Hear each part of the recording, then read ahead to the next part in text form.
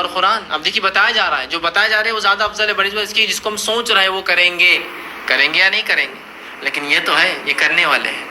روزہ اور قرآن قیامت کے روز سفارش کریں گے، اور روزہ آ کر کہیں گے اللہ یہ شخص میری وجہ سے، میری خاطر کھانے پینے سے اور شہوت سے رکتا رہا. روزہ کیا ہوتا ہے؟ سورج نکلنے کے پہلے سے سورج ڈوبنے تک انسان کھانا نہ کھائے اور ہم بستری نہ کریں، یہی تو روزہ ہے. یہ دو چیزیں تو حرام ہو رہی ہیں اس وقت، جبکہ عام حالت میں حلال ہے. یہ رکتا رہا ان دو اعمال سے صرف میری خاطر، لہٰذا میری سفارش اس کے حق میں قبول کر.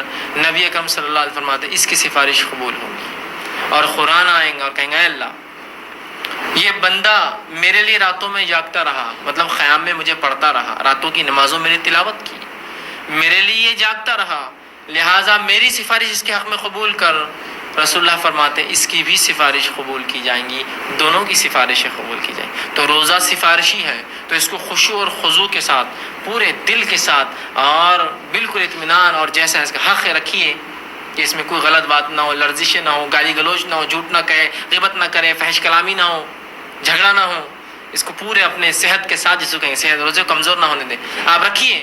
ثواب کیا پائیں گے اس کا؟ سفارش اس کی روز قیامت شفاعتی بنے گا.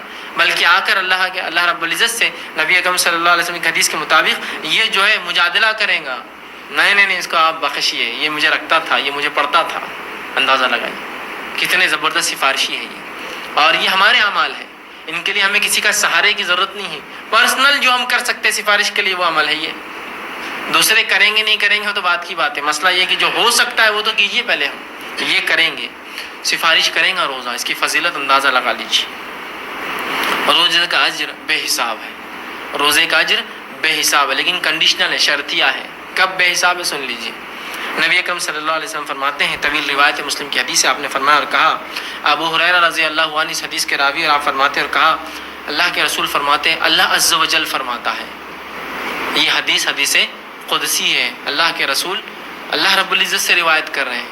اللہ عز و جل تمہارا رب تم سے فرماتا ہے، اللہ عز و جل فرماتا ہے اور کہتا ہے ابن آدم کا ہر عمل اس کے لیے ہے سوائے روزے کے. آدم کی اولاد جو بھی عمل کرتی ہے، چاہے مرد ہو چاہے عورت ہو، ان کا تمام عمل ان کے اپنے ذات کے لیے سوائے روزے کے. فَإِنَّهُ لِي، اس لیے کہ روزہ میرے لیے ہے. وَأَنَا أَجْزِي بِهِ، اور اس کا اجر میں دوں گا. کیا فرمایا اللہ نے؟ ابن آدم کا ہر عمل اس کے لیے ہے سوائے روزے کے، روزہ میرے لیے ہے.